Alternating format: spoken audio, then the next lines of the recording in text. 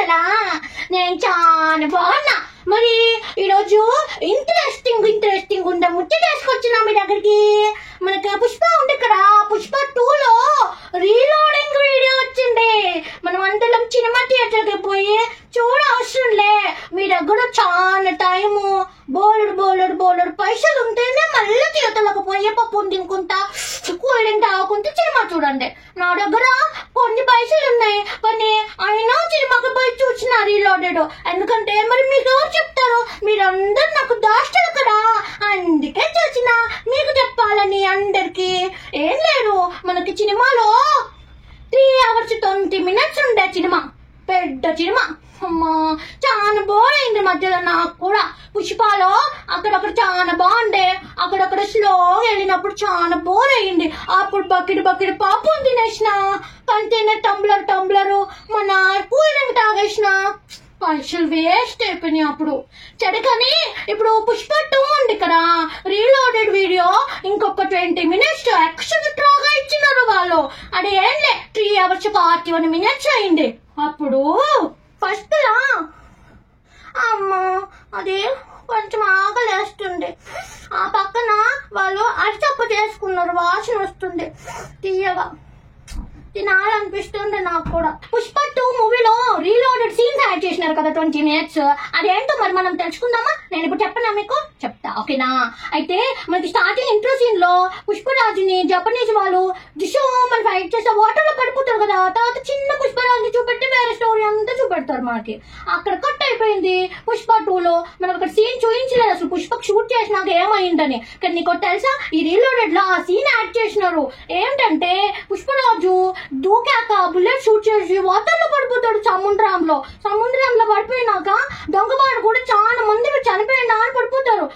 అప్పుడు పుష్పరాజు వాటర్ కి అందరూ డిషం అని వాళ్ళందరినీ చంపేసి ఒక హుక్కు, అంటే ఆరో లాగుంది హుక్కు, దాని మీద అందరిని పడేసి డిషం చేసి పైకి వచ్చేసిన తర్వాత జపనీస్ లీడర్ ఉంటాడు కదా, పెద్ద దొంగవాడు డాన్ గాడు, వాడు పుష్పరాజు షూట్ చేద్దామని షూమని గంటిస్తే అప్పుడు ఏమైంది తెలుసా, వెంటనే ఆ జపనీస్ హవాలా చేద్దామని వెళ్తాడు. అసలు పుష్పరాజు మెయిన్ రీజన్ జపనీకి వెళ్ళడానికి అయిపోయిన నోట్ 100 rupees తీసి చూపెడతాడు. అంటే అది ఐడెంటిటీ.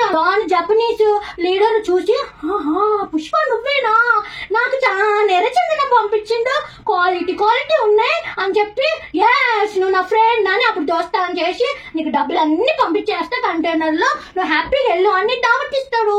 మంచిగా చుక్కేస్తారు, ముక్కేస్తారు. అప్పుడు పుష్పకి ఇంకొక కొత్త నోట్ చింపి ఇస్తే ఇదేంటి అంటాడు పుష్పరాజ్. అంటే అప్పుడు లీడర్ అంటాడు కదా, నీతో ఈ ఒక్క బిజినెస్ కాదు ఇంకా చాలా చేయాలి. అప్పుడు మళ్ళీ నువ్వు నాకు మళ్ళీ ఎర్రచందనం పంపించినప్పుడు మళ్ళీ నాట్ చింపింది, ఇప్పుడు అందుకే అది మళ్ళీ నీకు ప్రూఫ్ అవుతుంది అని అంటే, నాకు అవే వద్దు, ఈ రోజు నుంచి పుష్ప ఇట్ సెల్ఫ్ బ్రాండ్ అని మొత్తం బ్లడ్ తోనే ఖర్చు మీద ప్రింట్ వేస్తాడు పుష్ప అని.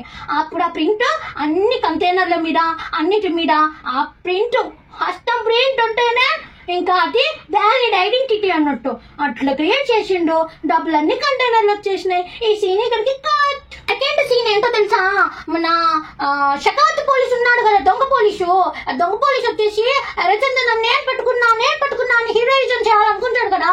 వాడు పట్టుకున్న డమ్మి చెక్క కదా, ఆ డమ్మి చెక్కలన్నీ దాపెట్టుకుంటే, నువ్వు అన్ని ఎర్రచందనం పట్టుకున్నావా, నీకు సినిమా లేదు అనుకోని వీడు సినిమా చూద్దాం అని చెప్పి వస్తాడు కదా సునీల్. అవన్నీ డమ్మి చెక్కలు పట్టుకున్నావు నువ్వు అని సునీల్ అనేసరికి అయ్యో అనుకుంటాడు కదా. అప్పుడు వాడు జాబ్ పోతుందేమో అని వాడు డర్రుతో సిగ్గుపోతుందని ఆఫీసర్లు ఉంటారు కదా కొందరు, ఆఫీసర్ని పిలిపించి టెస్టింగ్ చేయిస్తాడు. 1 టన్ను రియల్ ప్యూర్ ఎర్రచందనం పెట్టి టెస్టింగ్ చేయిస్తే అప్పుడు ఏమైతే తెలుసా, వాళ్ళు ఇంకా టెస్టింగ్ చేసిన రియల్ కదా, అప్పుడు ఇవన్నీ గుడ్డు చెక్కలే అని చెప్పేసి ప్యూర్ ఎర్రచందనమే అని చెప్పేసి ఆఫీసర్ సర్టిఫికెట్ ఇచ్చి వెళ్ళిపోతారు. కానీ వాడి దగ్గర ఉన్నాయి డమ్మి, వాడు టెస్ట్ చేసినాయి గుడ్డు వాటితోని.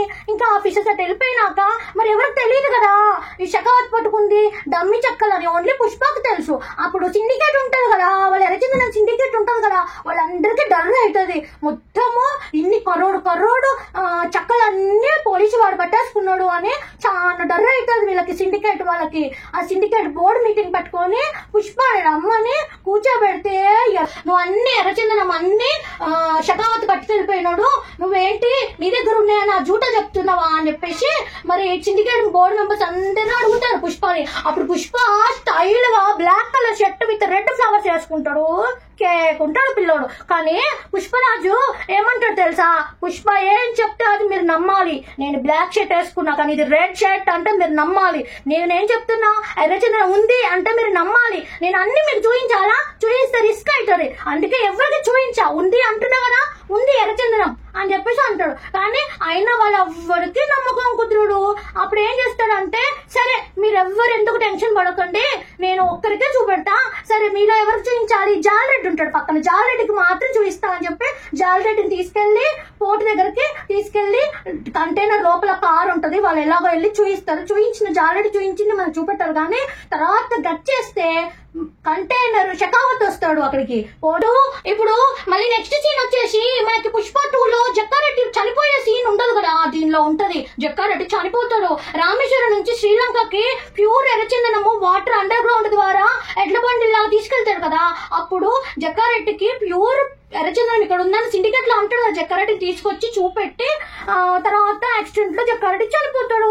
అక్కడికి సీన్ క్లోజ్. ఇంకా ఒక బెస్ట్ సీన్ పుష్ప 2లో చూపించలేదు. ఆ సీన్ ఏంటో తెలుసా, మనకి కంటైనర్స్ వస్తాయి కదా, కంటైనర్స్ వచ్చిన తర్వాత జపాన్ నుంచి ఆ అమౌంట్ అంతా కూడా అందరు ఎమ్మెల్యేకి సీఎం కి ఎవరి సోఫాలు వాళ్ళకి వెళ్ళిపోతాయి అనమాట. సోఫాలో మనీ పెట్టేసి పంపించేస్తారు. కానీ ఇక్కడ ఒక స్పెషల్ సోఫా వచ్చేసి పుష్ప తన బండిలోనే తీసుకుని వెళ్ళి జాలిరెడ్డికి ఇస్తాడు. ఉమనైజర్ జాలిరెడ్డి ఉన్నాడు కదా పుష్ప 1లో, ఉమనైజర్ జాలిరెడ్డి యాక్సిడెంట్ అయ్యి కొట్టేస్తే కాలు చేతులు పడిపోతాయి కదా, ఆ జాలిరెడ్డి దగ్గర తీసుకెళ్లి స్పెషల్ సోఫా ఇద్దాం అనిపిస్తుంది పుష్పకి. పుష్ప బేసికలీ మంచోడు, ఎందుకంటే అక్కడ 4% ఇస్తాడు కదా, 5 lakhs వస్తాయి అని చెప్తే నాకు వద్దు 4% కావాలి అని అడుగుతాడు కదా బిజినెస్ స్టార్టింగ్ లో. అప్పుడు పుష్పరాజ్ ఏం చేస్తాడంటే జాలిరెడ్డితో అంటాడు, మీరిద్దరు అన్నయ్యలు చనిపోయినారు కానీ మీ ముగ్గురికి నేను చేసిన ప్రతి బిజినెస్ లో 3 shares ఇస్తా, నీకు కాళ్ళు చేతులు పనిచేయట్లే కదా, నీకు డబ్బులు కావాలి కదా, నేను ఇస్తా అంటే అప్పుడు నువ్వు చంపేస్తా అంటాడు జాలిరెడ్డి. అంటే సరే చంపు మరి అని గన్ ఇస్తాడు. గన్ ఇస్తే షూట్ చేద్దామని చూసి కింద పడిపోతాడు జాలిరెడ్డి. అప్పుడు పుష్ప కోపం వచ్చి సోఫా పట్టుకొని వచ్చేస్తాడు, నీకు డబ్బులు వద్దు కదా, నువ్వు నేనే కావాలి కదా, నీకు ఎప్పుడు సత్తా ఉంటే అప్పుడు నా ఎదురుగా రా, నన్ను ఏమన్నా చేసుకో అని చెప్పేసి సోఫా పట్టుకొని వస్తాడు. ఇది సూపర్ సీన్ అసలు. అంతే ఫ్రెండ్స్, మీకు రీలోడెడ్ వీడియో ఇప్పటికీ చూడాలనిపిస్తే, చాలా టైం మీ దగ్గర ఉంటే, చాలా పైసలు ఉంటే, పాపలు కూడా దీనికి అర్థం చేయాలి అనుకుంటే మళ్ళీ వెళ్ళి థియేటర్ చూడండి, లేదంటే ఓటీటీలో చూద్దాం. ఓకేనా? బాయ్. ఈ వీడియో మీకు నచ్చితే లైక్ చేయండి, షేర్ చేయండి, సబ్స్క్రైబ్ చేయండి. బాయ్.